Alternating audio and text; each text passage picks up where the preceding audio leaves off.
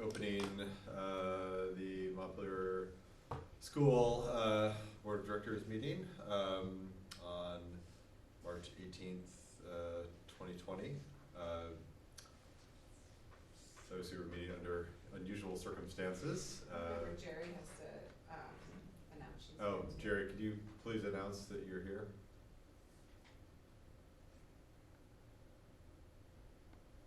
Unmute yourself, Jerry, and just tell everybody you're here.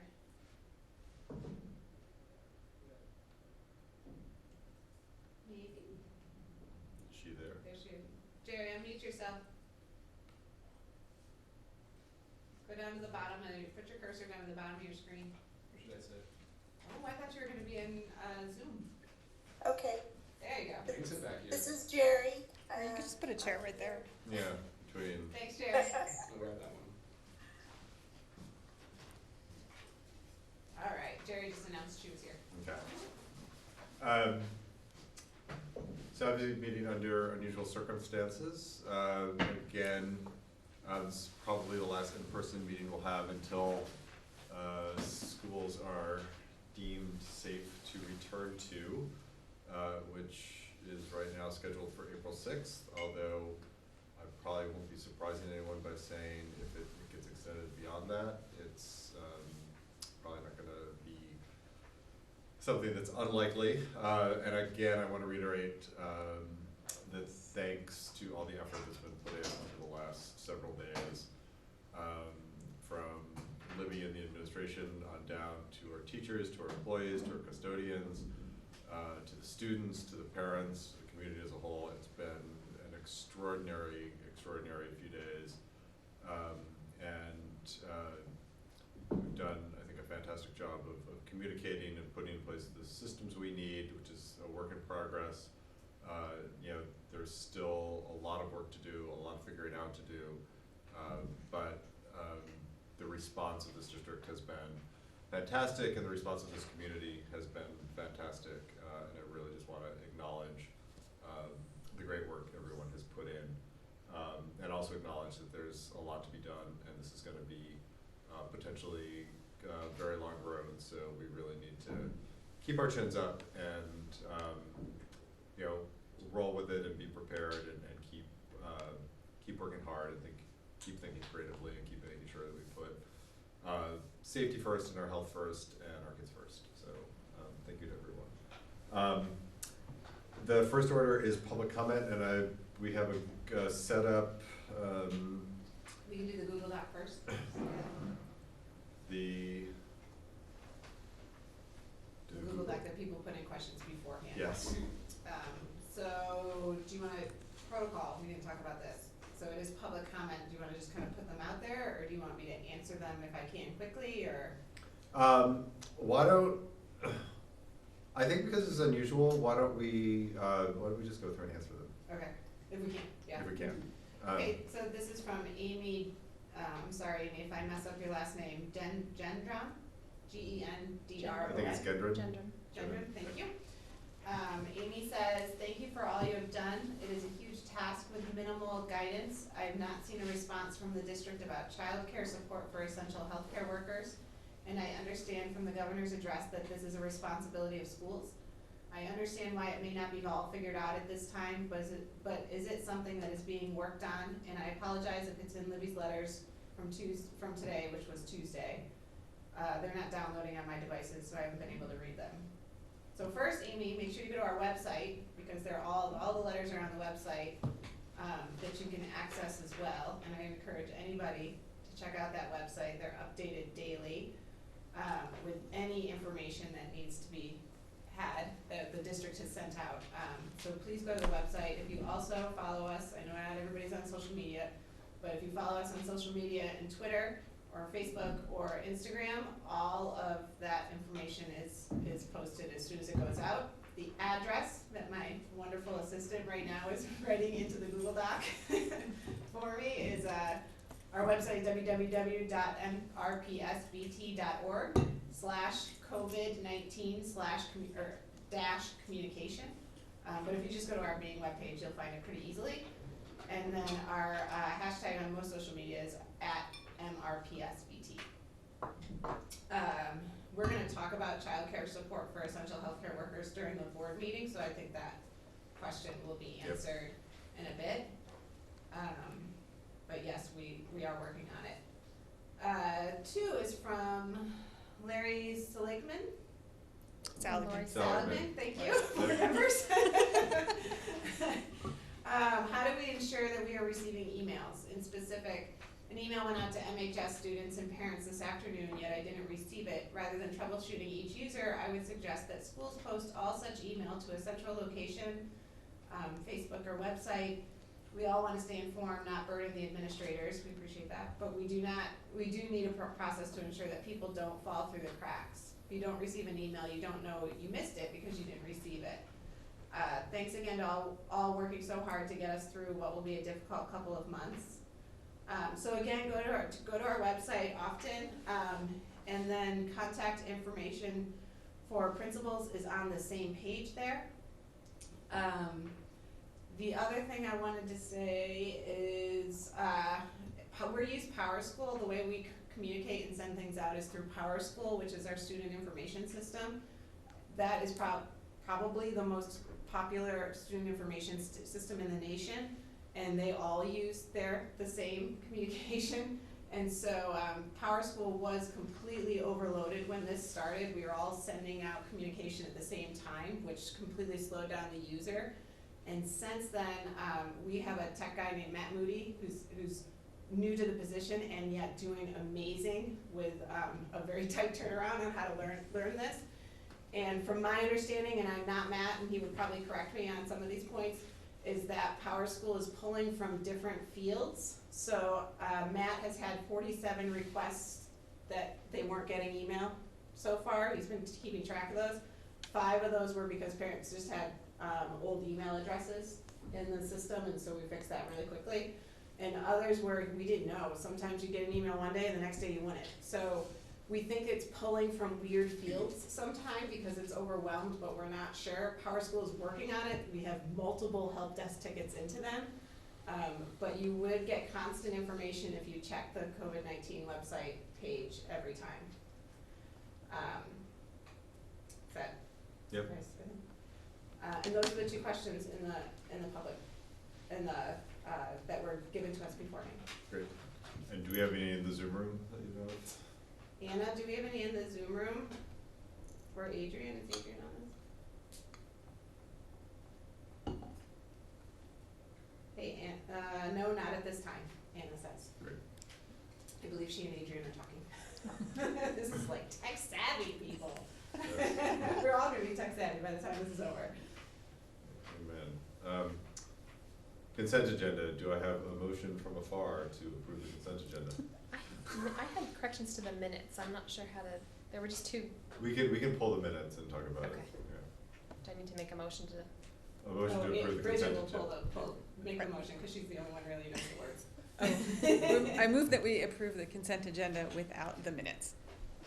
I Second. Second.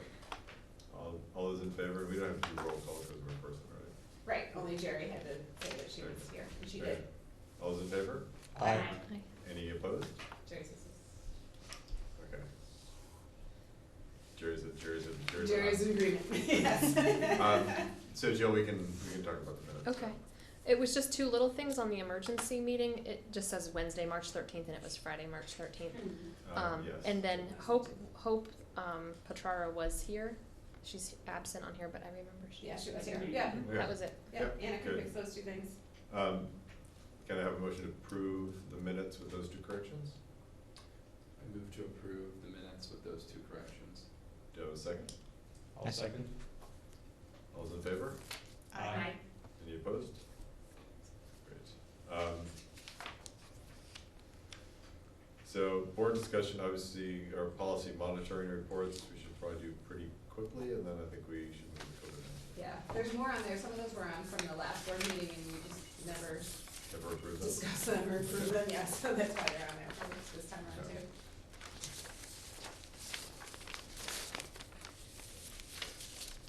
Do you have any questions about the policy monitoring reports?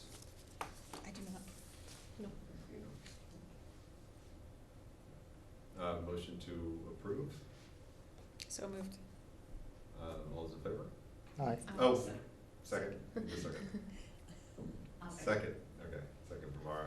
All those in favor? Aye. Any opposed? Great, thank you. COVID-19? COVID-19. So before I forget, just two pieces that, this obviously may change over time, but for right now, mainly for Andrew Stein on our board, that we should be prepared for overspending from our fund balance in, food service due to revenue loss.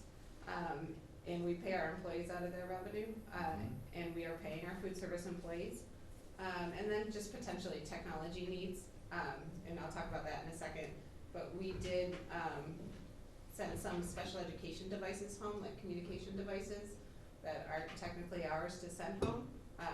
But in a moment where we needed to make a very definitive decision quickly without going through committees or vendors, I said send them home. There's a large possibility they will be broken at home and we'll be on the hook to pay for them, but we'll be on the hook to pay for them. So right now, those are where we're expecting overspending. So I just wanted the board to know that, because one of your responsibilities is financial. And that's a great reminder. I've had this discussion with numerous community members in the past year about our fund balance. This is why we have a fund balance. Exactly. So that next year, this community is going to be reeling economically in one way or another from all of this.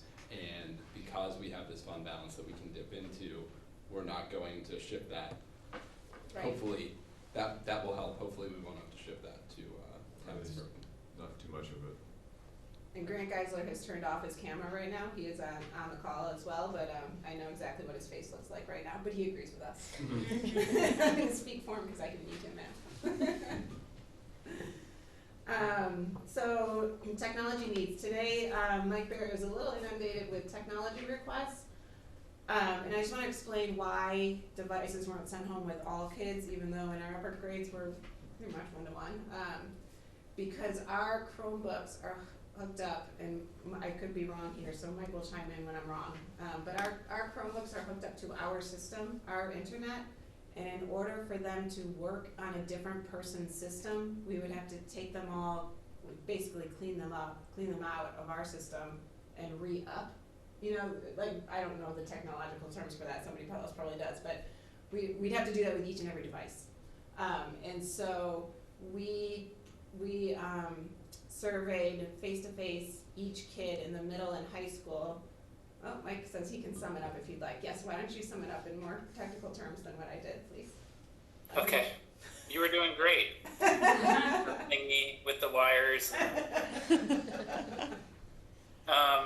So first, I'd like to just say that our tech support guys have really come through Yes, in a they pinch have. here, in a big way. Basically, what we needed a week's notice to be able to deploy almost 800 devices. And we didn't have a week's notice. It wasn't until Sunday night that we knew we were closing, so we just didn't have enough time. So what we did was we prioritized those students that we knew had zero device.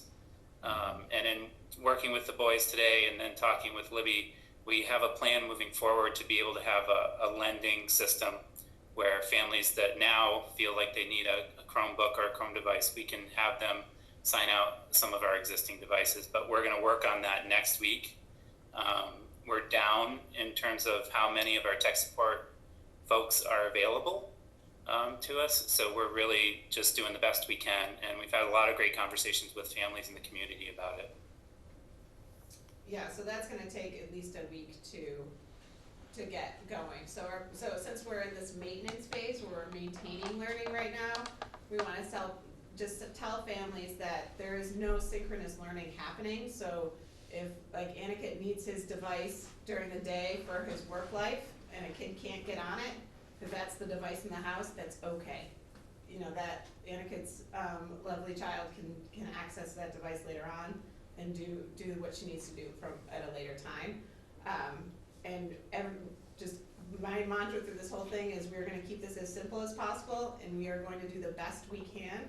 And that's the same message I would give to parents. Do the best you can.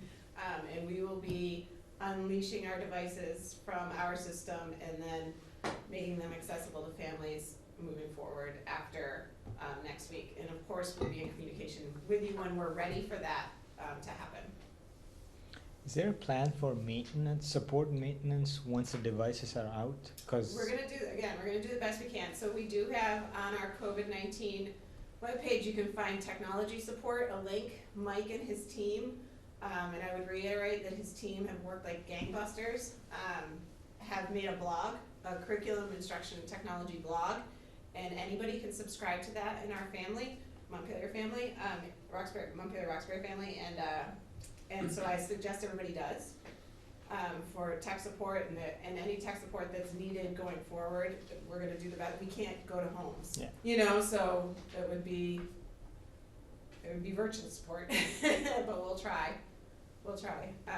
And just a note, I mentioned in the emergency board meeting that when you do have a school device at home, then our Go Guardian and all our safety features still work on that. So it doesn't matter who the user is, it's still going to work. Can our tech people remote in to devices? What do you mean by that? Like for instance, I largely work remotely, and the folks in our restaurant office they just send me a link and they're on my computer operating it as if they were sitting there. Mike, can we do that? We can do it to a degree. So we can remote in and fix some common issues. What we're running into so far is mostly human error with logging on and connecting to home Wi-Fi. So it's not too terribly technical.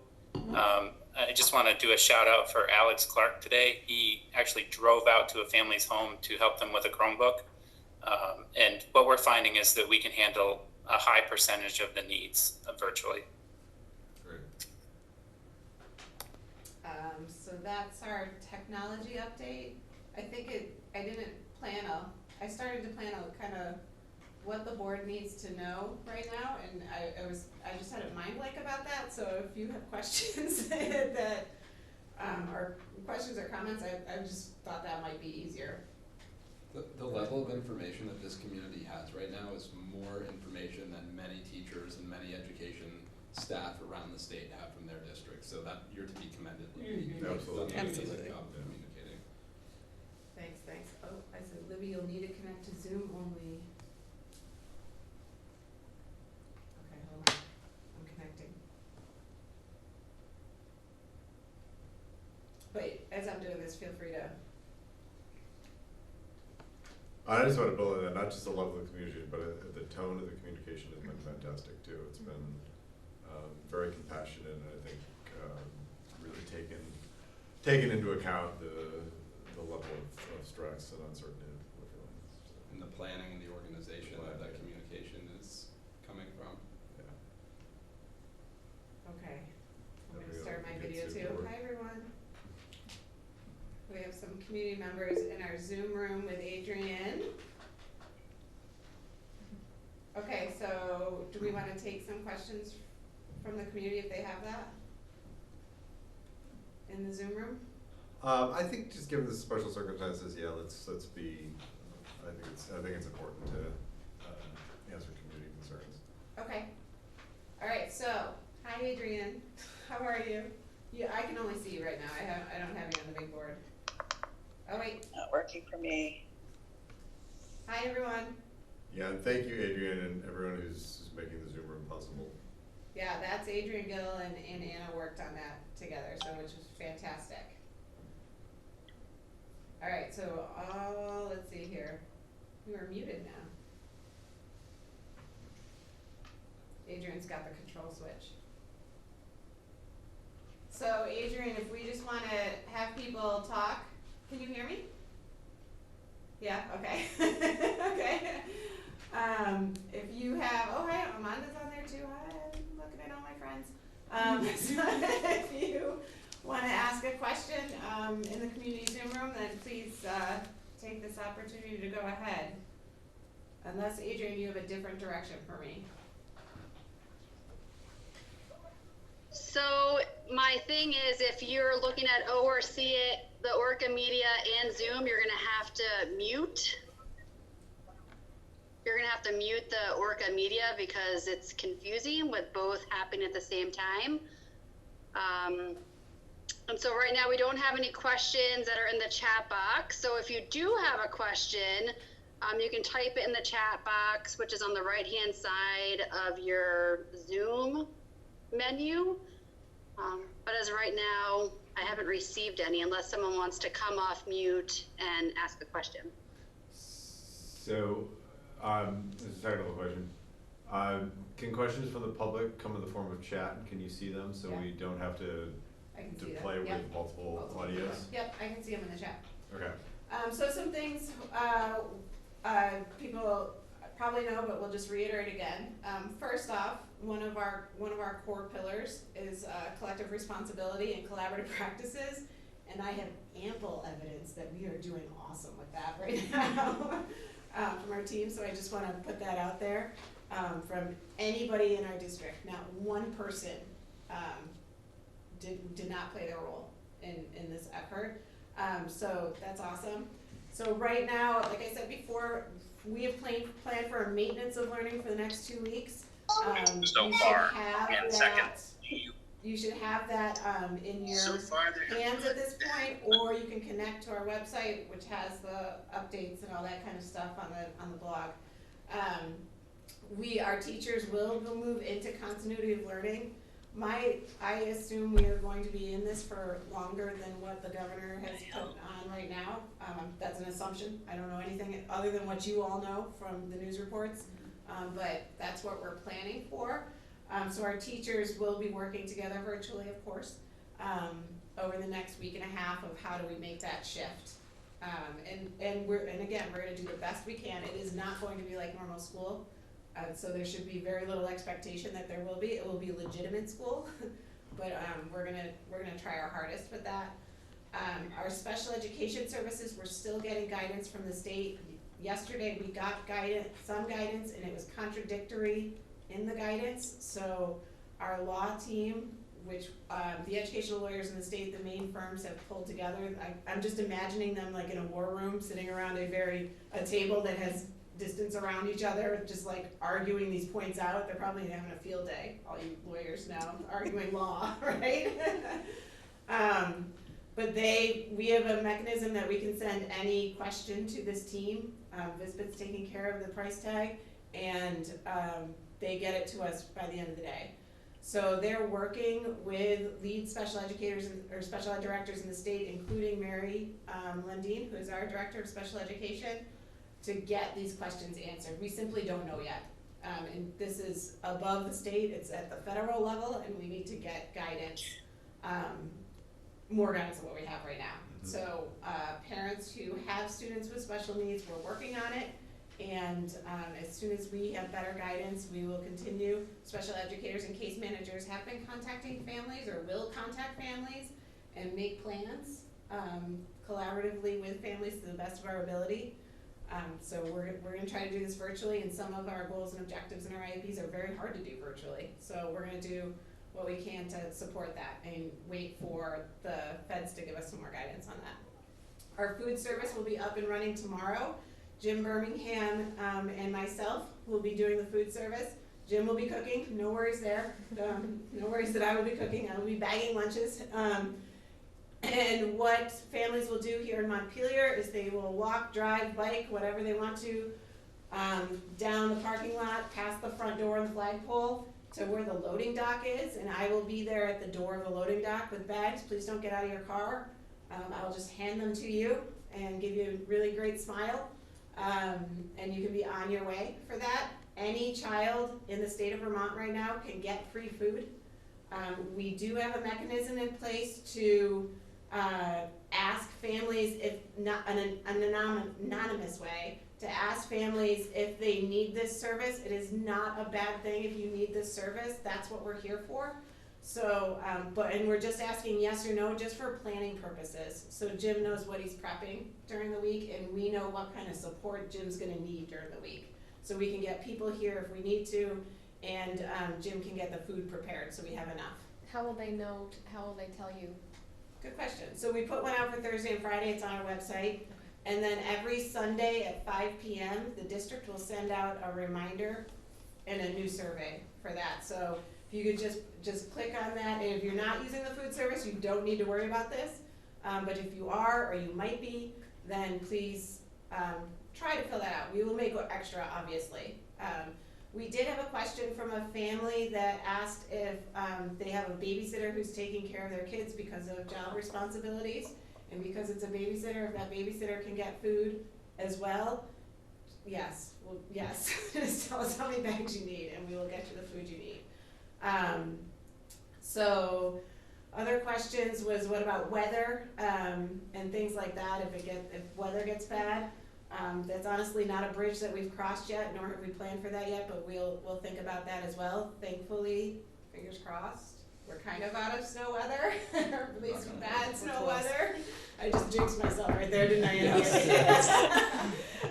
So hopefully we'll be able to do that, but if it's raining or anything, I'll come out with my umbrella. Right now, the way we're staffing it is with district administration. So we've made a schedule where it's myself and another administrator, another principal, who will be doing, or Andrew or Grant will be doing that handing of the bags. So foods, and we'll be driving out to Roxbury with the van or one of our cars with meals in it, so people can come to Roxbury Village School to pick it up. And we've also had offers from Tina Young, the amazing Tina Young, and Missy Axelrod to drive to families if need be, out in Roxbury. If you need to be spelled, is that something that board members could step in and do that to give you guys a break? Yeah, what are our options for relieving you all? Yeah. We have, honestly, right now, I think it's important for the administration to do it, because, I think people need to see us, and people need to see us smiling, and people need to, and quite honestly, we need to stay busy. Like, the staff left at noon today, and it was silent in here, and it was the first time that I was like, this sucks. I mean, I've been so busy, but forgive my language, but it was just depressing. Yeah. This place should be filled with happy kids and teachers. So we need something to do right now. That's to put our mind and make sure that we're taking care of our kids. So that, I think right now it's important for us to do it. But I think as this goes on, our expectation is the need for food will get larger. And so when that happens, then we will mobilize the vast amount of community members who have offered to support us in that. I know Cody Chevrolet has offered cars and drivers and all that kind of stuff. So we have people reaching out to us also. How's the supply chain looking for? For food, it's not bad. All the Yeah. restaurants shut down. Yep, that's So- what. Yeah, right. So Jim Birmingham should be commended as well. He has done everything, and I sat with him yesterday to say, okay, what's the final plan? And he said this. I mean, he's amazing, and I think the food directors of the state have pulled together to share. And I asked him that question. We get our food deliveries by Reinhardt. We have plenty of food right now because we expected a full week this week. And so we have, that food is accessible to us now, and he called Reinhardt and said they gave us no indication that this food supplies could dwindle through them. So that could change, but right now he's pretty confident that we can get what we need. If it goes on for a tremendously long time and people need more and more food, then it might not be our chef's best work, right? He's a necky chef, he's very good at his job, and I imagine the food's gonna be pretty good. I mean, it's food, it is pretty good. But by the end of this time, it might be sun butter sandwiches, but we don't know. Yep. We don't know at this point. So we're feeling pretty confident in making sure that our families get food. Again, I just wanna reiterate that even if you don't usually access this, if you need the food, get the food. That shouldn't be a worry on people's plate right now. We also prioritize this week mental health services for students to ensure that kids who are in need of mental health support can get it, albeit it's not gonna be as great as it once was. I'm sorry, Ryan, I feel like my back is sweet. So mental health support will be available through our social emotional learning team. They were mobilized by Mary Bechtel over the weekend. They worked all weekend to ensure that they had a system in place that students can access. So it was great. And so that was part of that letter also on our website of how you can access mental health services. And that to me is just like the food. Our kids right now don't know what's going on. It's an anxious time. We as adults are anxious regardless of how much spin we're trying to put on this, that this is fun, okay? If your child doesn't usually access mental health services, it's okay if they need it now. Call one of us, because they are good at what they do, and they love your kid and they wanna help. So parents, we're not expecting you to do everything right here. We have services available. It will be virtual, but we're gonna make that work. So that's in place for our kids. That's been my priority over this week, is to ensure the learning, the food, mental health services, and as much as we could for special education services were in place. We pivoted today to childcare, so let's talk about that a little bit. We have some, as I talked at the emergency board meeting on Friday, we have some limitations with what the governor is asking us to do. And before I even start, I don't want anybody to get the idea that I'm belittling this need in any way, shape, or form, because I'm not. So just know that. I'm losing sleep over this, of how we can support. We have some limitations though. We don't have enough cleaning supplies to clean our buildings for the long term. If our buildings were opened and we had to clean, then we wouldn't have the supplies potentially when we have to reopen for everybody. That's a major concern of mine, and we need to keep our buildings clean if we have people in it. Right now, we are able to, board members probably saw little yellow tags on doorknobs. Well, they may have only gotten up to the upstairs done, but we've got the custodial crew is still here right now, working very hard to clean every surface in their buildings. And so they're putting little tags that say clean on the door, so we know, and like they're not opening, like we're not opening those doors anymore, right? So that's where we are at the clean stage. All building access has been shut off to everybody who we haven't granted access to, so it's pretty limited. We have our lawyers are looking into guidance around, can we force people to work? And it's unclear at this point, and ethically I have a very hard time doing that. I just have to put that out there. Our instructional assistant staff, many have compromised immune systems, many are older. Some are ready to go, some are willing and ready to go. But even if we wouldn't have enough people to do what the governor is asking us to do, because if we have that many people in our space, then we also have to have a full custodial crew. We have to have a full food service crew morning to night, because we're talking about breakfast, lunch, and dinner. And we're a small district. We simply don't have that capacity.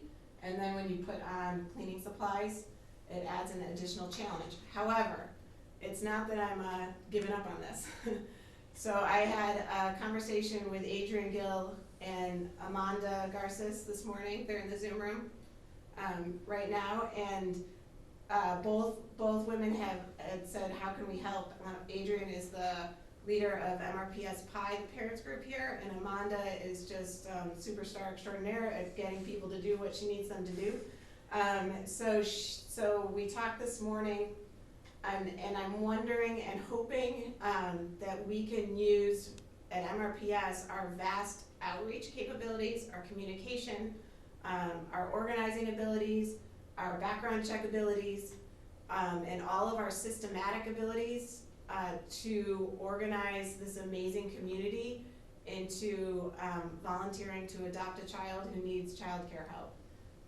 Having said that, I am completely and utterly aware of what ask that is. I myself have a mom at home who's 74 years old with no spleen, and I don't necessarily think I could take a healthcare worker's child into my home. So I understand that. So this is an enormous ask. There are people who have said that they'd love to help. This is the area that this community right now needs the community's help on. So what our proposal is that through community outreach and emails, Amanda already has a whole long list of people who want to volunteer. To start that, mobilize that effort. It's going to take us a couple days to do that, but mobilize that effort and connect families of those who are volunteering to host a child and those who need somebody to host their child and take care of them. I don't know how articulate I am right there, but Yep, no, but that right now is the need of our community. It's the limitations of our buildings and our district, and I think this community can step up to that plate. I think this community is awesome and is ready to support each other. So, board, I don't know if you want to weigh in on that or ask questions about it, but please go ahead and do so. Do you have a sense of the need, of the number of kids? That's our first action step. So right now we have heard from 3 different healthcare type industry people. One system did survey their staff, which was really helpful, and they have 19 kids of our kids, Montpelier-Roxbury kids in their system. So right now we know we have 19 of that, like that's the number we have right now. But that is just one place. and a couple of questions. One, do we know, if we get those numbers, do we know how many actually need care? For instance, if they just know there's 19 kids in the system, they might be with a Yeah. partner who's working at home or, you know, doesn't work, who can provide childcare. And then the second question is, even if we get the community to step up, could the governor make us do it anyways? Or try to? Will that be a satisfactory solution for the? From for the what state? I read in the directive right now, we haven't gotten guidance on this. Yeah. We've gotten the directive, that's it, that's all we've gotten. And so, but when I read the directive, it does say this will look different in different communities based on what the capabilities of the community are. So it does say that. It also says that school districts will make that contribution in the ways that they can. Like there is slight leeway in what the governor is asking. The school district around the state have our legal team even looking into if this is even an ask that can be made. Yeah. So we're still checking on that. This could change in 15 minutes. So I think that this, for me personally, if I think about the need to spread people right now, the need to keep group size low, this to me is the best response to keeping everybody safe instead of bringing large groups of children and staff into a building personally. Because we could still, if you took one, that'd be like 3 kids in your house, right? That instead of, 60 here. So, so it's a, I don't know if this is gonna pass muster. I think if we feel the need, it will pass muster. Okay. Does that make sense? That totally makes, that was my question. I mean, if we step up to the plate, is the governor looking for creative solutions, or did he put forward a directive and he wants the school districts to do this, and if you can find another way, so on? Right. Right. Yes. There is what was in the directive, that actually Amanda pointed me to earlier, is that it does say if both parents, or if it's a single parent without any other childcare options, would be what qualified for this. So one thing Amanda and Adrian and I did this today was think about, okay, who's the level 1, right? Who's the urgent and who's the level 2, right? So when I'm thinking about the level 1, it's both parents are in this industry or the single parent is in this industry with no other healthcare options. And that's bulleted pretty clearly in the governor's directive. But then there's this level 2 that I feel ethically obligated to offer to people who work for an hourly low wage, who simply, it's either I lose my job or we find help for these families, right? So I added another layer to that too. The people who don't have the financial means or support system and who work hourly jobs, low wage hourly jobs, that they need those jobs to feed the kids and keep their apartment or house. So I'm looking at that as well. So I've put together some action steps Potential action steps, one would be find out how many families in our community need support with childcare because they fall in these levels 1 or 2 categories. We can do that through our communication reach. The emails that I sent out from the district, when they all work, reaches 3,500 families, just over 3,500 email addresses, I should say. And that's a lot of email addresses. I know for a fact that Friends of Montpelier Facebook are really good around sharing things when they want to.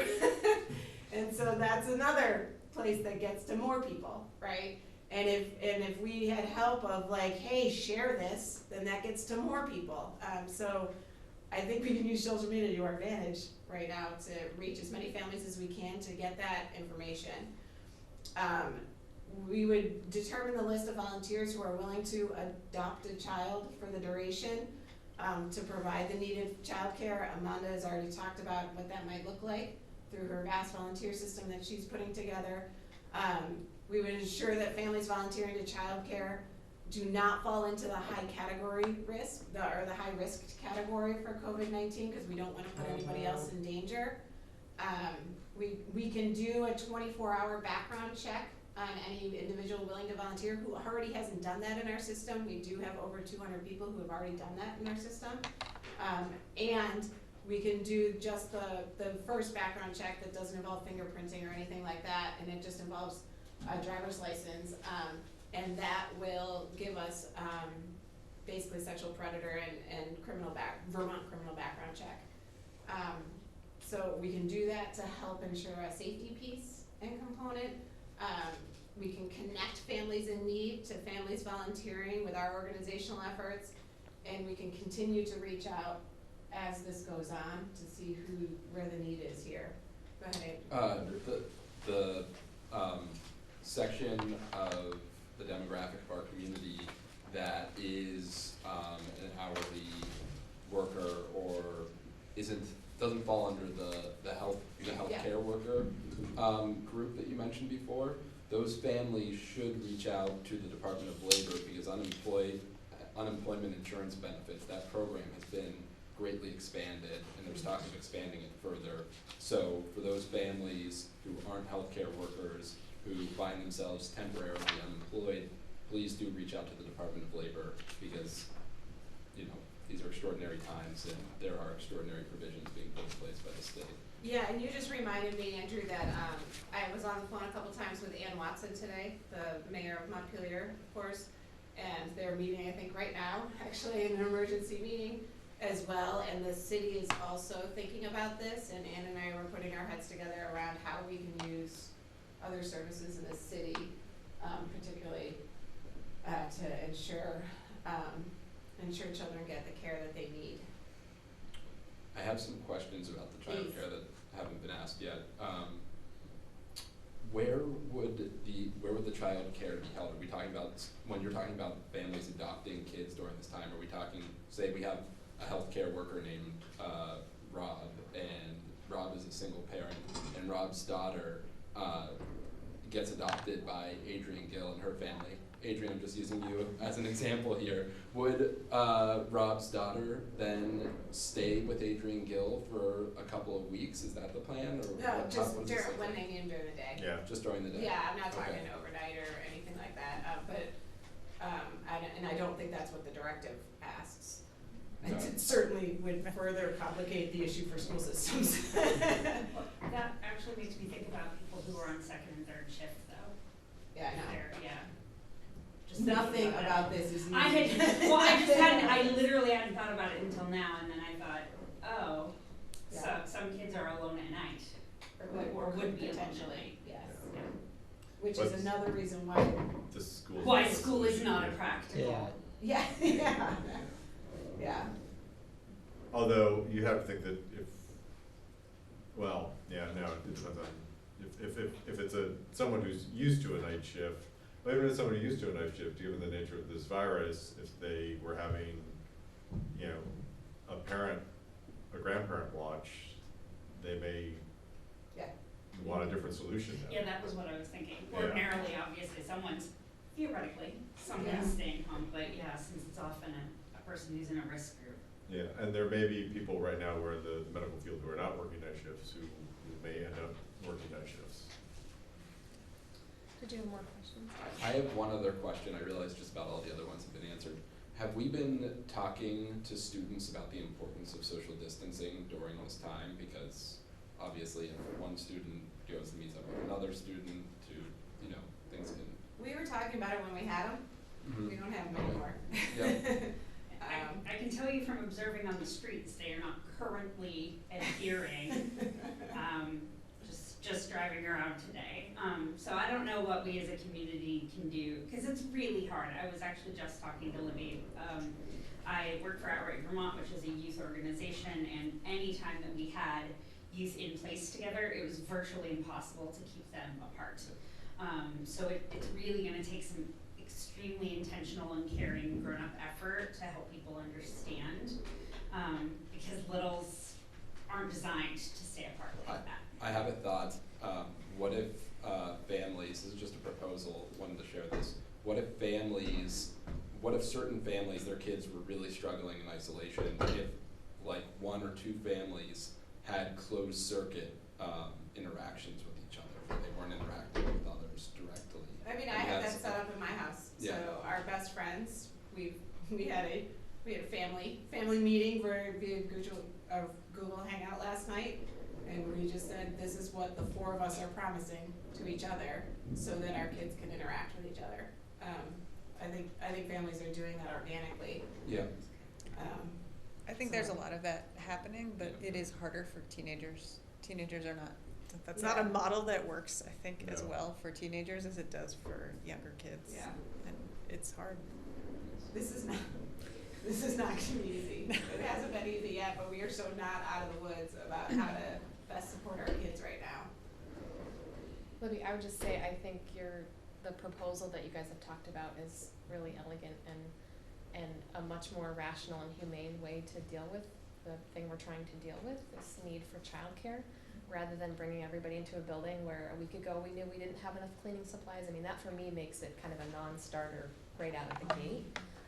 And we do have a lot of tweens and teenagers who are home and have time, who may also be able to help with other kids coming into their home. So No, absolutely. I think it's the best, like you said, do the best we can for the kids with what we've got, and that makes sense to me. And the grassroots piece of it means that in the event that the legal team were to say actually these schools can't or shouldn't be part of it, if that responsibility lifts, the grassroots team can continue doing things. I don't imagine that we would probably say like hands off, not our problem. But in the event that, you know, mandate changes, it'll be nice if people are more or less holding it themselves.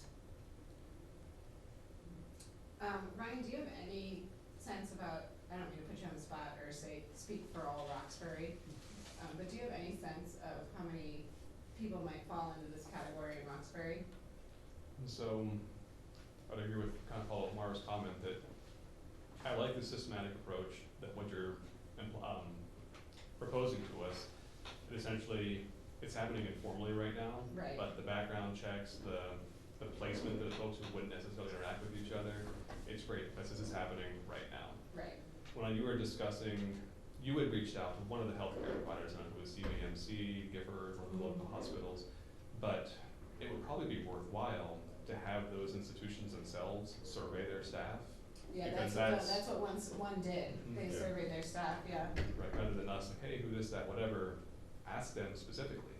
Right. Who meets this criteria? Who is it that needs the help? And then you're gonna have the level 1 and the level 2 will be trickier to track down, but like really push them to help identify those employees and the families that are gonna be, you know, in the most need.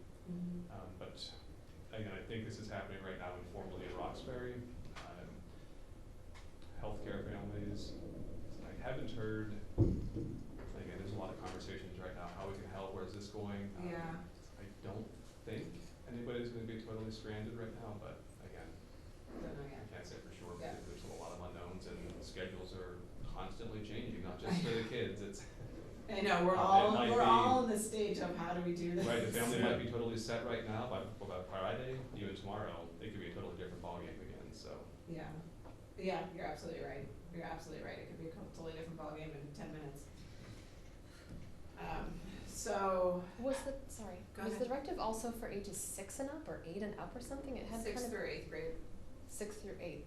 Yes, 6 years 6 old years through old to 8th eighth grade. grade, yes. Okay, and then the presumption being that 5 or under would be managed by that child care.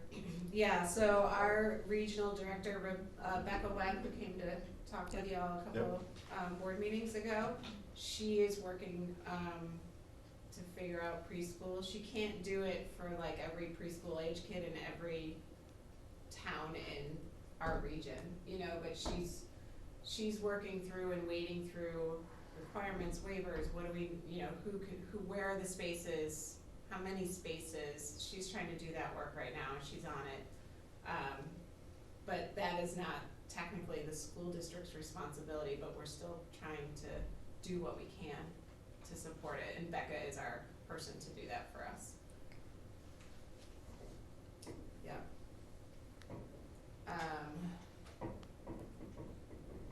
Yeah. So we have some chat here, I'll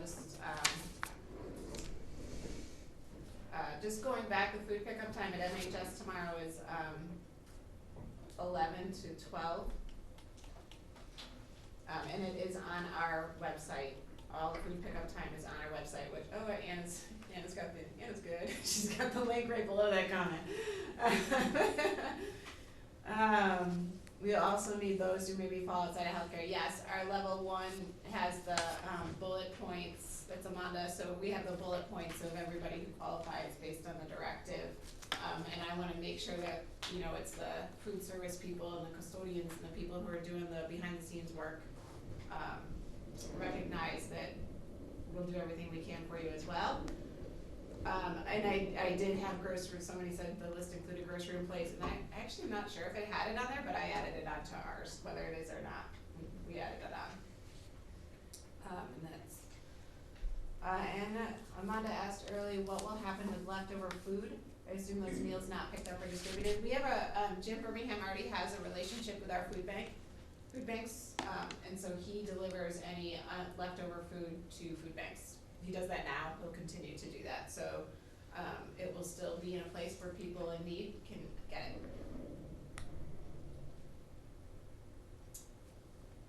Anything else around this next directive?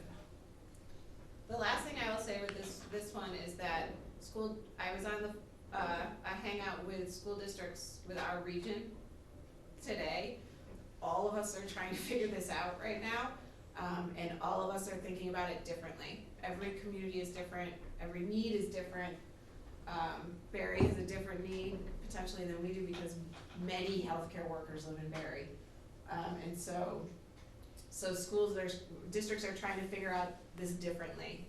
And so we're all doing the best we can, but the fact that U32 is doing something that we're not, yeah, we're different districts, and we have different needs, and we have different opportunities within our district, or what we can do. So it's gonna look different by community. If this goes on for longer than anticipated, and if the cleaning supply situation improves, is that a consideration that at that point we may think about something else? There is nothing definitive right now. So we can keep talking to our suppliers around the cleaning supplies, absolutely. My hunch is, we haven't gotten this yet from them, but it's happened in other states. We have evidence that it's happening in Connecticut and other places, that they're prioritizing cleaning supplies to hospitals and that field, and nursing homes and things like that, which is what we want them to do, yeah. You know? And so if there was a mass hoarding and then people bought more and everybody upped their game as soon as this came on, right? And so everybody ordered more and then even school districts, like some of my colleagues were like, well, we ordered for the year, so we should be good, but then they were thinking about, they're like, but we're using way more right now than we ever did before. We may not have enough for the year, you know? So if suppliers catch up, now mind you, shipping is halting, trucking is halting, you know, like things that go beyond just the supplier's warehouse are starting to halt. So my major fear is that we we put kids and people into our buildings, have to clean, right? And then they say, and now reopen schools, and we have a limited supply, and we can't re-up it, and then I have to close for that, right? So there's so many unknowns here, but yes, as with any of this, if we get different information or different supplies, then we will pivot on a dime.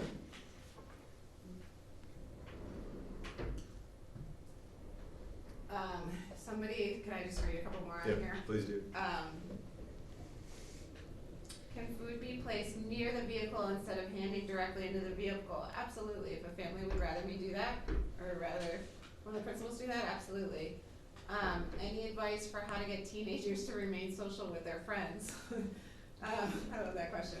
I have the same answers that you probably do.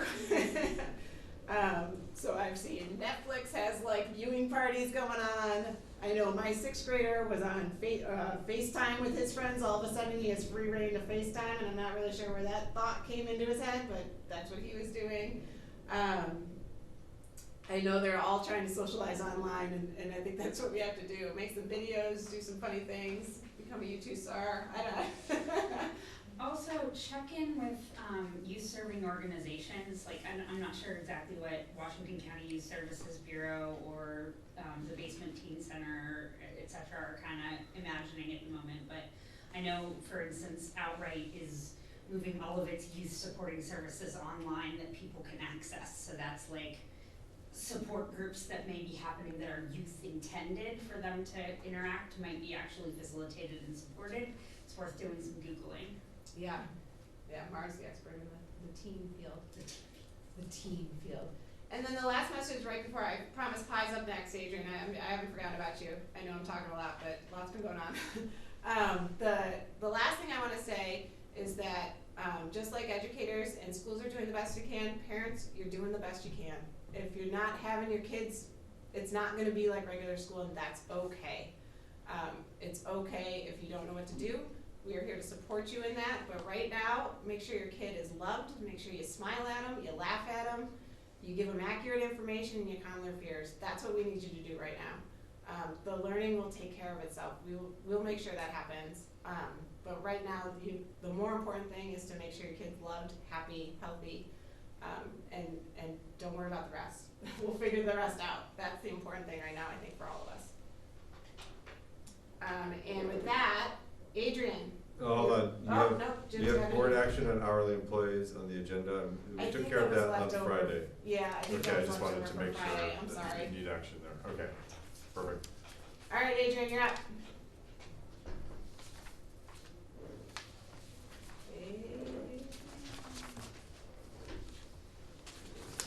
Adrian Gill, do you want to do the MRPS?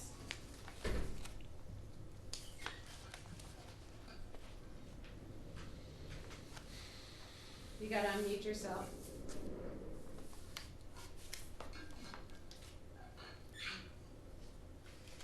Maybe. Zoom failing us. No, she's right there. I'm not sure.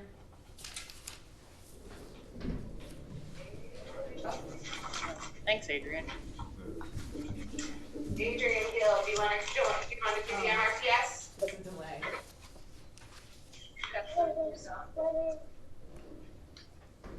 Adrian, can you hear her? You gotta unmute yourself. You're muted, Adrian. We could also call her. I am unmuting Jolinda and Teresa. Yeah, she's right there. I'm not sure. Thanks, Adrian. Adrian Hill, do you want to do the MRPS? I think they're just confused. Adrian Hill, do you want to do the MRPS? Adrian, can you hear her? You gotta unmute yourself. Adrian, can you hear her? You gotta unmute yourself. So can you, Adrian? Adrian's like, I don't know. Jolinda and Teresa. She's right there. I'm not sure. Libby, can you hear me? I think they're just confused.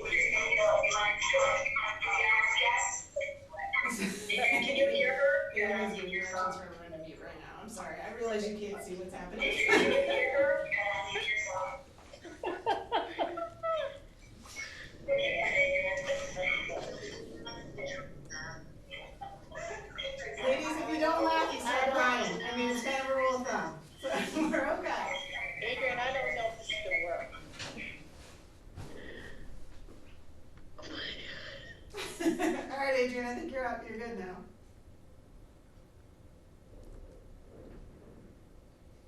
Everyone on mute your live stream. Bye.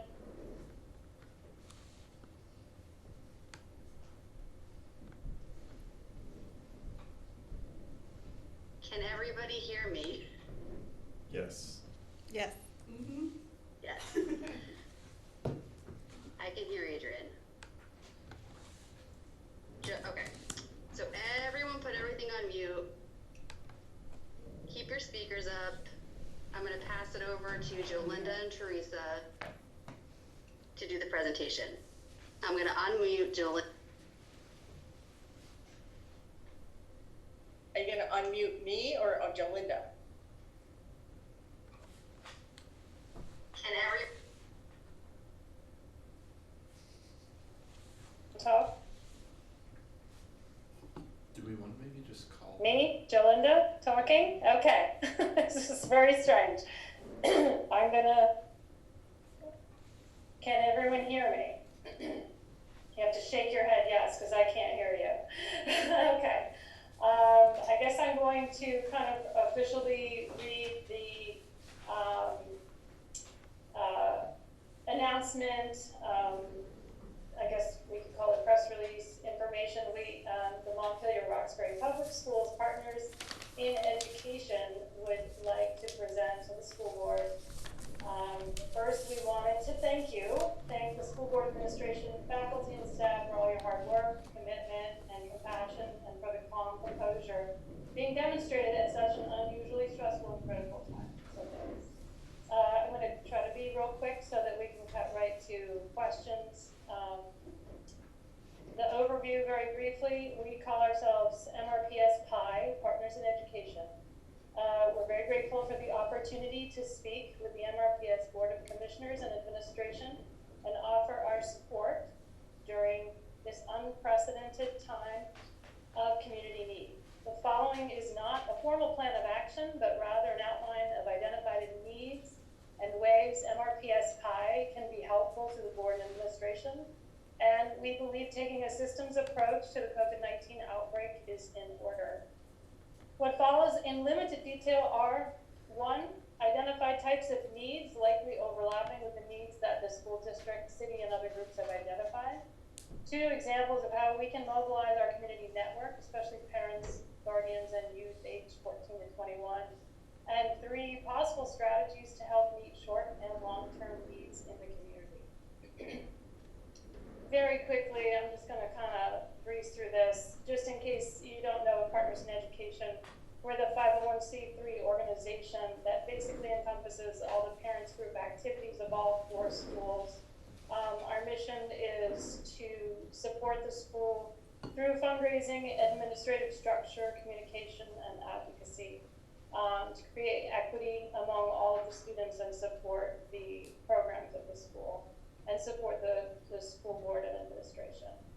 Hold on, there we go. There's a list of the PI board on the document, which I won't go through. So in terms of identified community needs, you guys have talked a lot about them. We sort of just bulleted some lists to be considered. Childcare was at the top. You've talked extensively about that. Meal prep and distribution, you've talked a lot about that too. We want to, in general, stay available to help with all of these. I'm going to talk about our ability to mobilize volunteers in just a second. So under needs, I had childcare, meal prep and distribution, financial assistance, emotional and social support, curriculum support, communication support, and I think Amanda's going to speak separately, but we had also talked about the Montpelier Mutual Aid website, grassroots community organizing for general help, basically matching volunteers where there is community needs, but I believe Amanda's going to speak separately. In order to be effective, the MRPS PI would propose creation of a representative and equitable task force if it were to further assist the district's work. I think it probably makes sense to skip the full description of what we envisioned as a task force.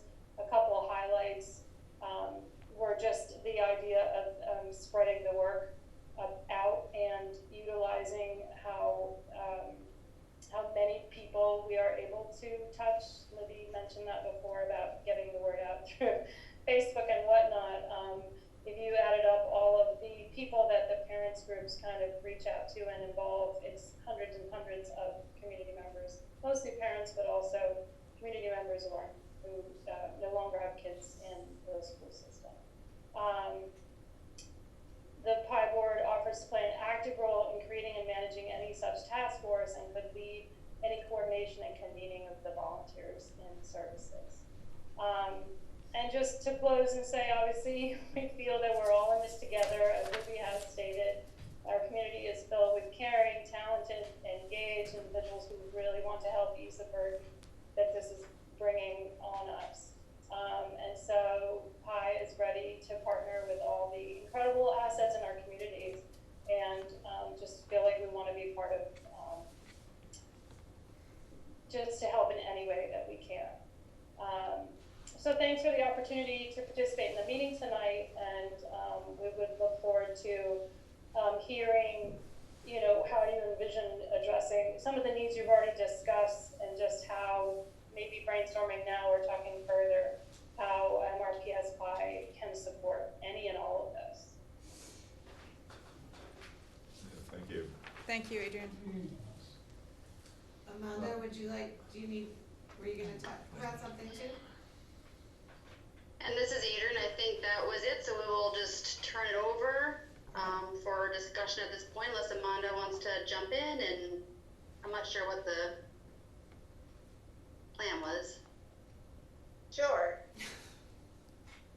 I can do that. This is Amanda Garces. Can you hear me? Yep. So yeah, so there's 5 people that have mobilized to organize a grassroots movement to support our community itself. So we call them Montpelier Mutual Aid, and amazing organizers. There's 6 of us right now, 3 who are parents of UES kids. And so what we're doing, we created a website that has a needs form and a volunteer form. We have over 215 people that have signed up to volunteer. The needs have not really started coming in yet, but we see an uptick of what that's going to look like. We had a meeting this afternoon to add the conversation about childcare, and we're going to start pushing that to volunteers to see who would be willing to take part of the adopted child. So I think that we're working with different sectors in the community, from food banks to with Anne as well, the mayor of the town, to support kind of the effort. Also, like another layer, because many parents are UES parents, we've also been talking directly to Maria in creating other forms locally for the school, which will connect with the MRC by. And one of that idea is to have coordinators for each of the classrooms to kind of support the teachers and be able to just get the needs and then connect them to the larger, wider, whether it is things that the district cannot provide, like other groceries outside of what you're offering for food. And so I just wanted to share that, we're here. I want to say thank you to the district, to Libby, to Ryan, to all the principals and the teachers and the janitors and everybody for doing amazing work, and that we're here as a resource. Our plan has been to kind of wait for the needs to come and for you guys to kind of settle. But we are here to support, and we hope that, as part of the district, that you can push back needs, because we do have a kind of wider net of the other organizations that are coming in to support. Abscon just has Ali Johnson, who's also going to be using the cleaning system in Montpelier, that will be working statewide, but in Montpelier as well. from Central Vermont to also have another layer of volunteers and support. So there's a lot happening, and we are going to find a way to put it all in one place so that everybody knows how to access what. But at the end, what we're going to need as a community is connection and being able to not one group take on all the burden because there's many hands. And so that's what we want to offer the district, that there's lots of us and you're not alone. Thanks, Amanda. Thank you. Thank you. And that's all.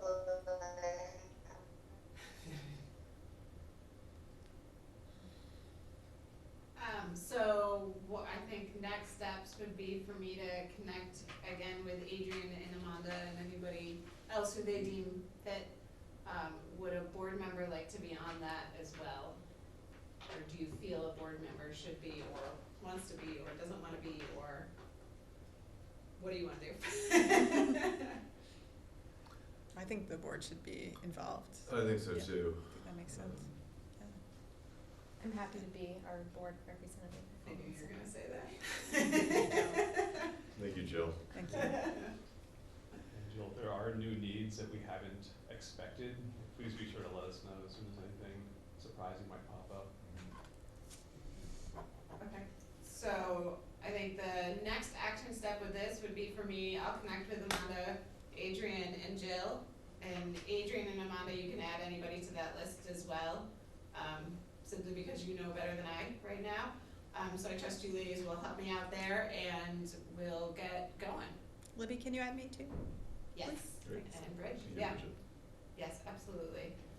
Just a couple updates, cause I'm like going back and forth from Zoom to Google Hangout. I just went on Google Hangout to see the chat and my admin is like correcting and giving me info. So Andrew LaRosa says Tom Allen, who's our custodial supervisor, who has been nothing but amazing, will be looking at long-term, months ahead, availability for cleaning supplies next week. So those gentlemen are on it. I was told not to type.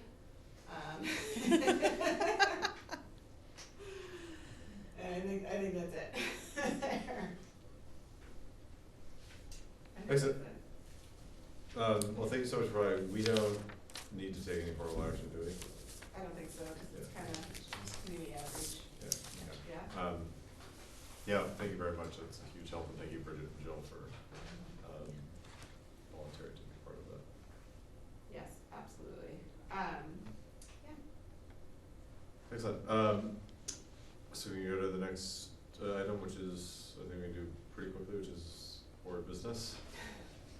Let me start trying to do this electronically, which is I'm looking at this. Scheduled retreat and topics. scheduled trade and topics.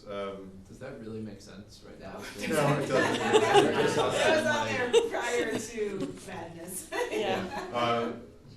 Yeah, I think we can table those for another meeting. I do want to talk briefly about how we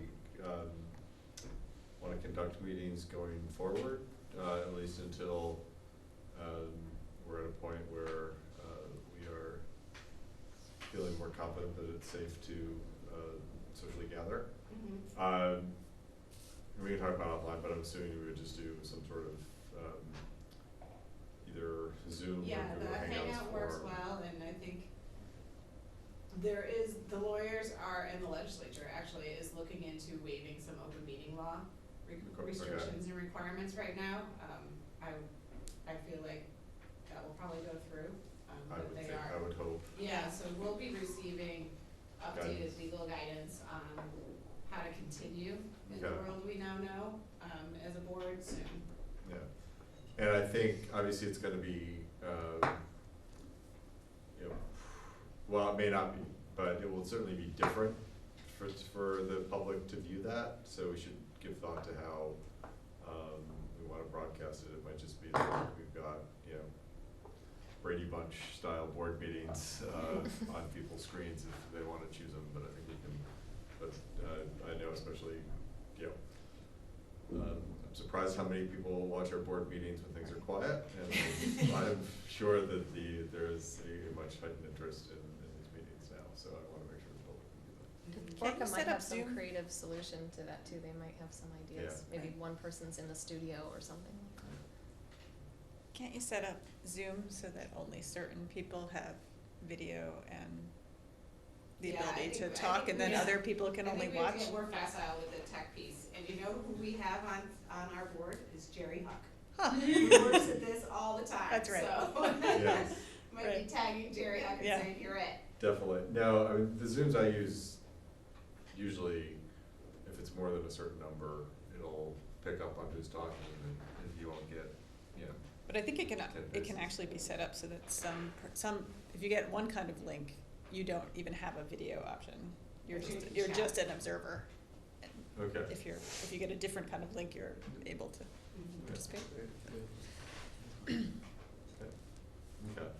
Should we add to our future parking lot just the board vacancy, just to add that to the sort of, get to this when we.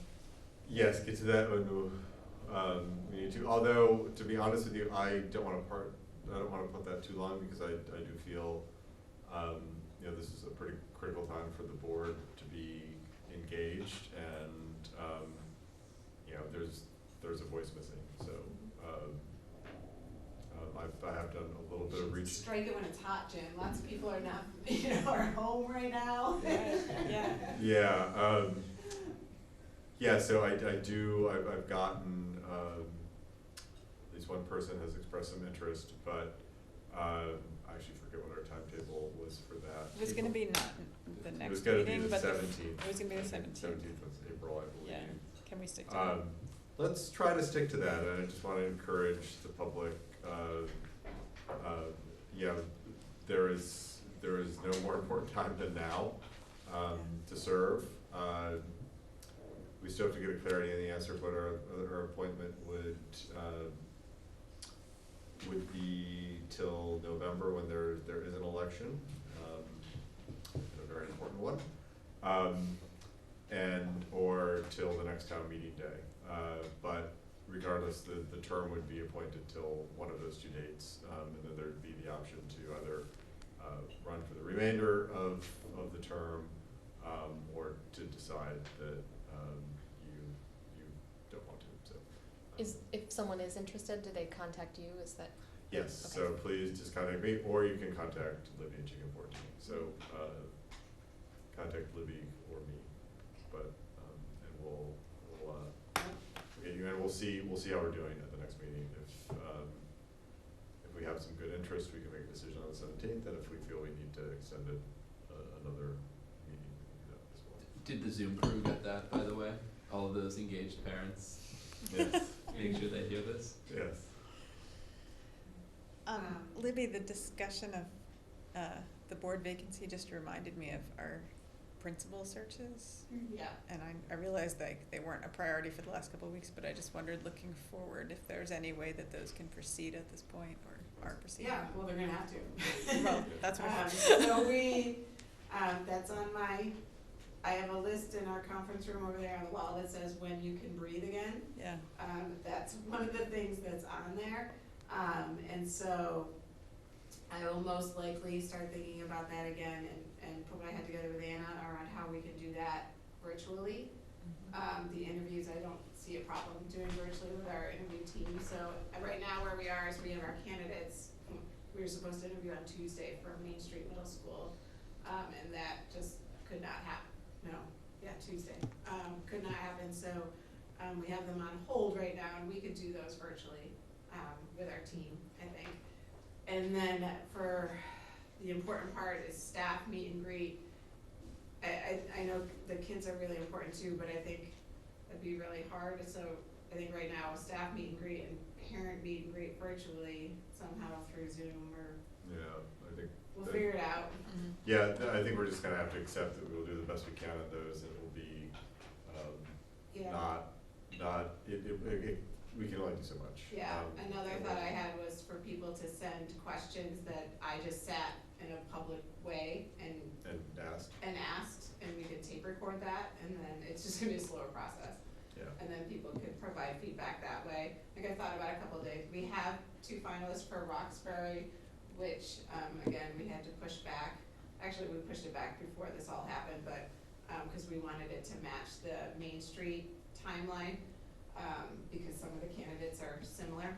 so we pushed that back, so our candidates are very involved in their own school's response to COVID-19 right now, and so they were very understanding as well. So that we'll figure out, they're at a little different stage, but we'll figure that out the same way. And then we have the director of director of student services. We did get the interviews in for that, and we have 2 finalists currently that we had set to come see us this past Wednesday for leadership to meet, and that just didn't happen. So we'll probably do that virtually as well. I think in the next week or two, for administrators, things will get down out of this insane mode that we're in right now, and so we'll be able to, once we take a little mental break, we'll be able to think through some of these other challenges that are ahead. But I can't see any reason why we can't figure this out virtually. It just might take longer. Yeah. Great. Yeah. I think that's it, except for executive session. I propose that we just keep executive session in here, because our usual executive session room is cozier, and cozy is not what we're aiming for right now. So Libby, I know this it's is a little Anna. for Orca to. Go ahead, Anna. Please, there's 2 more questions from the parent group in the Zoom chat. I can't see where. Can you just ask them, because I'm not seeing them. Yes, Roxanne Garland would like to make a statement. So it would be good if you could rejoin the Zoom so that she can be unmuted to make that. Yeah, I have the Zoom open. Okay. And then I'll read you first, before Roxanne, I'll read you a question from Amy Gendron, Gendron. She would like to submit a concern. She is concerned about the child care model being proposed for those who have multiple children, 3 in her example. That is a lot for a family to take in their own home daily. Yeah. Thank you for that complication. I'm not saying that sarcastically, I'm saying that because we hadn't thought about that complication. So thank you for putting that into our brains for us to consider. Any of the other ones, Anna? Just from Roxanne in the Zoom. I've just told her to unmute and make her statement. Okay.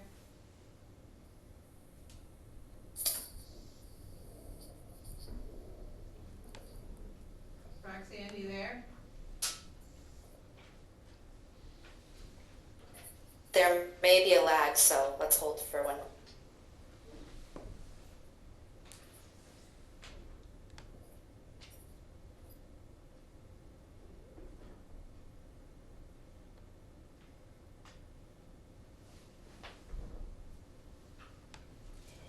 Hey guys, can you hear me okay? Yep. Mm-hmm. Cool. So it's cool that I can't hear you though, right? All right. So my question was just something to be thinking about long term, whether that means the communication goes out to parents. This is common sense stuff, but maybe something we're not thinking about right now. But as time goes on, right now we're holding our students, our children pretty close to us, but that's going to lax after a period of time. And I'm a local business owner. And I know a lot of the other local business owners. So I always tell my children, if there's ever an emergency, to visit your local business owners, because they'll take care of you. We're going to have a lot of children going out into the public without that kind of supervision. Things aren't the way that they used to be with the ability to have our device with us and whatnot. But just making sure that our children are smart and that we're protecting them when they go out without our supervision. I just think it's something we're going to want to consider in the longer term if we're going to be out of school for an extended period of time, but maybe we're not as much at risk. Do you guys understand where I'm coming from? Mm-hmm. Thank you for that. That's all, just something to consider. I'm going to go back on mute. Okay. It's a good message for the community. Okay. Okay, so I need a motion to go into executive session for the purpose of personnel evaluation. I move to go into executive session for the purpose of personnel evaluation. Second. And I do want to again thank MRPS 5 for for their very generous offer. Sorry, I'm here. Can you hear me? Yep. Yeah, for their very generous offer for other support. Thanks again, Adrian and Anna, for hooking up. I am unmuted from Zoom. For setting up the technology, and we'll go into executive session. So I think you just need to go down. Do I need to sign the warrant?